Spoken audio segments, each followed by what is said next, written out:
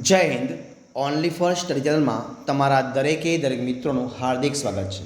તો આજે આપણે વિડીયોમાં જોઈએ કે ગુજરાતની કોઈપણ સ્પર્ધાત્મક પરીક્ષા આવે તો એના માટે એનસીઆરટી મહત્ત્વનો ભાગ ભજવે છે. એટલે કે મિત્રો, જે એનસીઆરટીના જે પુસ્તકો છે, જેના બુકો છે, એ એનો પાયો ગણાય છે. અને એટલા માટે આપણે એક નવી સિરીઝ ચાલુ કરી છે કે જે ધોરણ 6થી માંડી અને ધોરણ 10 સુધીના મિત્રો જે એનસીઆરટીના જે પુસ્તકો છે એ પુસ્તકો લઈએ આપણે, અને એમાંથી વેરી મોસ્ટ આઈએમપી એમસીક્યુ પ્રકારના પ્રશ્નો આપણે શોધી અને તમારી સમક્ષ વિડીયો રૂપે મૂકવાનો પ્રયત્ન કરીએ છીએ. તો આજના વિડીયોમાં તમારી સમક્ષ આપણે ધોરણ 6 સામાજિક વિજ્ઞાન મોસ્ટ આઈએમપી એમસીક્યુ પ્રકારના પ્રશ્નો, અને એ પણ એનસીઆરટી સિલેબસ મુજબ એમસીક્યુ પ્રશ્નો છે. આજનો વિડીયો ભાગ નંબર 44 છે. તો વિડીયો પૂરેપૂરો જોજો કે જેથી કરીને તમારી સમક્ષ કોઈ પણ સ્પર્ધાત્મક પરીક્ષા આવે તો તમને આ વિડીયો મદદરૂપ નીવડે. તો શરૂઆત કરીએ આજના વિડીયોનો. પ્રશ્ન નંબર 1 તમારી સમક્ષ જોઈએ કે કઈ સંસ્થા ઈસરો દ્વારા અવકાશમાં થકી ઉપગ્રહ દ્વારા લેવાયેલ તસવીરથી નકશાઓ તૈયાર કરે છે? તો એ કઈ સંસ્થા છે? તો મિત્રો એ છે NRSA સંસ્થા છે. જવાબ બનશે ઓપ્શન એ, NRSA સંસ્થા. જવાબ બનશે ઓપ્શન એ, જવાબ બનશે. જોઈએ પ્રશ્ન બીજા નંબરનો કે મોટા માપના નકશામાં પ્રમાણમાપ અને 1 સેન્ટીમીટર બરાબર કેટલા કિલોમીટર કરતાં ઓછું હોય છે? તો મોટા માપના નકશામાં પ્રમાણમાપ 1 સેન્ટીમીટર બરાબર એ 50 કિલોમીટર કરતાં, કેટલા? 50 કિલોમીટર કરતાં ઓછું હોય છે. જવાબ બનશે ઓપ્શન ડી, 50 કિલોમીટર કરતાં. જોઈએ પ્રશ્ન આપણે આગળ કે કયા નકશામાં પર્વતો, જળ પરિવહન વગેરે દર્શાવાયા છે? તો જે ભૂપૃષ્ઠ નકશો છે મિત્રો, એ ભૂપૃષ્ઠના નકશાની અંદર પર્વતો, જળ પરિવહન વગેરે દર્શાવાયેલા છે. જવાબ છે ઓપ્શન બી, ભૂપૃષ્ઠનો નકશો. ઓપ્શન બી જવાબ. જોઈએ પ્રશ્ન આપણે આગળનો કયો છે પ્રશ્ન, તો કે નકશામાં જુદી જુદી પ્રાકૃતિક અને સાંસ્કૃતિક વિગતો દર્શાવવા કેટલા વિશિષ્ટ ચિહ્નોનો ઉપયોગ થાય અને એને શું કહેવાય? તો નકશામાં જુદી જુદી પ્રાકૃતિક અને સાંસ્કૃતિક વિગતો દર્શાવવા માટે કેટલાક વિશિષ્ટ ચિહ્નો મિત્રો ઉપયોગ થાય છે અને એને કહેવાય છે રૂઢ સંજ્ઞાઓ. એને શું કહેવાય? રૂઢ સંજ્ઞાઓ કહેવામાં આવે છે. જવાબ આવશે ઓપ્શન સી, રૂઢ સંજ્ઞાઓ. જોઈએ પ્રશ્ન આપણે આગળ તમારી સમક્ષ જોશું. જે પ્રશ્ન છે કે નકશામાં ભૂમિ સ્વરૂપ કયા કલરના રંગથી દર્શાવાય છે? તો નકશાની અંદર ભૂમિ સ્વરૂપ મિત્રો એ બી અને સી બંને, મતલબ બી એટલે કે કથ્થાઈ અને સી એટલે કે બદામી. તો નકશામાં ભૂમિ સ્વરૂપ મિત્રો કથ્થાઈ અને બદામી એ કલરના રંગથી દર્શાવવામાં આવે છે. જવાબ છે ઓપ્શન ડી, બી અને સી બંને. જોઈએ પ્રશ્ન આપણે આગળનો જોશું. જે પ્રશ્ન, તો પ્રશ્ન તમારી સમક્ષ છે કે ગ્રહો, ઉપગ્રહો, નક્ષત્ર વગેરે અવકાશી પદાર્થોની માહિતી કયા નકશામાંથી મળે છે? તો ગ્રહો, ઉપગ્રહો, નક્ષત્ર વગેરે અવકાશી પદાર્થોની માહિતી મળે છે મિત્રો આપણને ખગોળીય નકશામાંથી. શેમાંથી મળે છે? ખગોળીય નકશામાંથી. તો જવાબ હશે ઓપ્શન સી, ખગોળીય નકશો. જોઈએ પ્રશ્ન આપણે આગળનો કે કુદરત નિર્મિત વિગતનું આલેખન કયા પ્રકારના નકશામાં થાય છે? તો કુદરત નિર્મિત વિગતનું આલેખન આપણને પ્રાકૃતિક નકશામાં, શેમાં થશે? પ્રાકૃતિક નકશામાં થાય છે. જવાબ બનશે ઓપ્શન બી, પ્રાકૃતિક નકશો. ઓપ્શન બી જવાબ બનશે.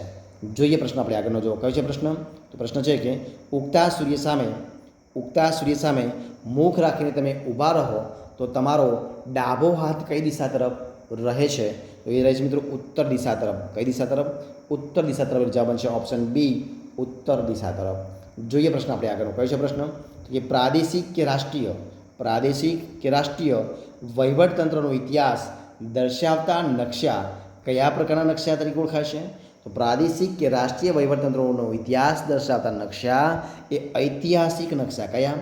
ઐતિહાસિક નકશા તરીકે ઓળખવામાં આવે છે. તો જવાબ બનશે ઓપ્શન એ, ઐતિહાસિક નકશા.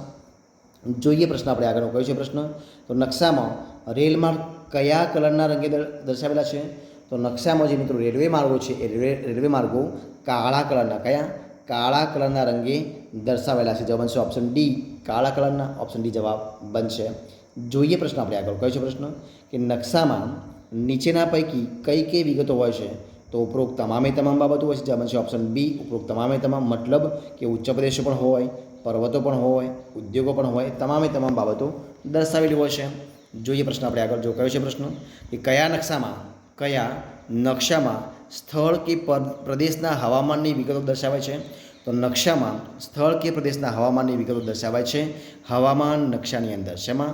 હવામાન નકશાની અંદર. જવાબ છે ઓપ્શન સી, હવામાન નકશાની અંદર. ઓપ્શન સી જવાબ. જોઈએ પ્રશ્ન આપણે આગળ કે જુદા જુદા ખંડ કે દેશના નકશા એ કયા પ્રકારના નકશા પ્રકાર છે? તો જુદા જુદા ખંડ કે દેશના નકશા એ નાના નકશાના પ્રકાર છે. કેવા છે?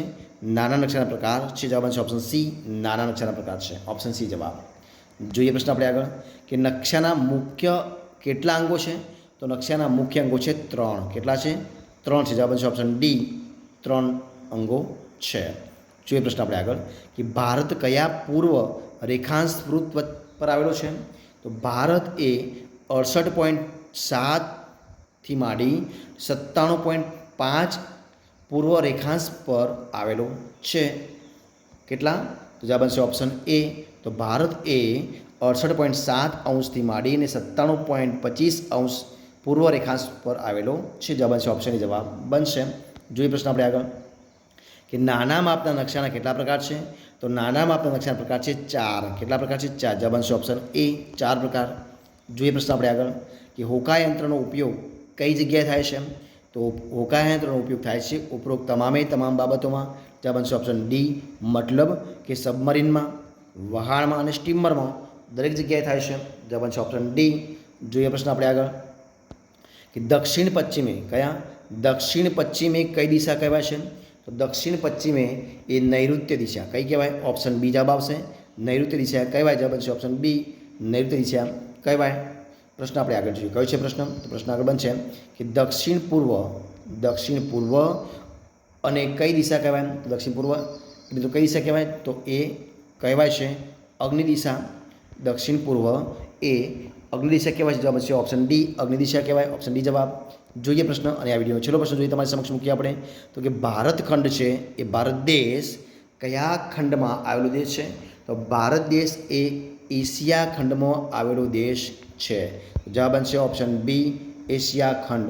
તો મિત્રો અહીંયા આપણે જે 20 પ્રશ્નનો વિડીયો બનાવીએ છીએ એ વિડીયો અહીંયા આપણે સંપૂર્ણપણે પૂરો કરીએ છીએ. તો જો તમને મારો વિડીયો ગમ્યો હોય, પસંદ આવ્યો હોય, યુઝફુલ લાગ્યો હોય તો એને લાઇક કરો, કોમેન્ટ કરો, તમારા મિત્રોનો વિડીયો શેર કરો અને છેલ્લે ચેનલમાં નવા હોય, ચેનલ સબસ્ક્રાઈબ ન કરી હોય તો ઓનલી ફોર સ્ટડી ચેનલને સબસ્ક્રાઈબ કરવા માટે વિનંતી છે. મારા વિડીયોને પહેલાંથી અંત સુધી જોવા માટે તમારા દરેક મિત્રોનો હું દિલથી ખૂબ ખૂબ આભાર માનું છું. આપણે ફરી મળીશું એક નવા વિડીયો સાથે, નવા ટૉપિક સાથે. ત્યાં સુધી બની રહો. જય હિન્દ, જય ભારત, જય ગરવી ગુજરાત. Best of luck.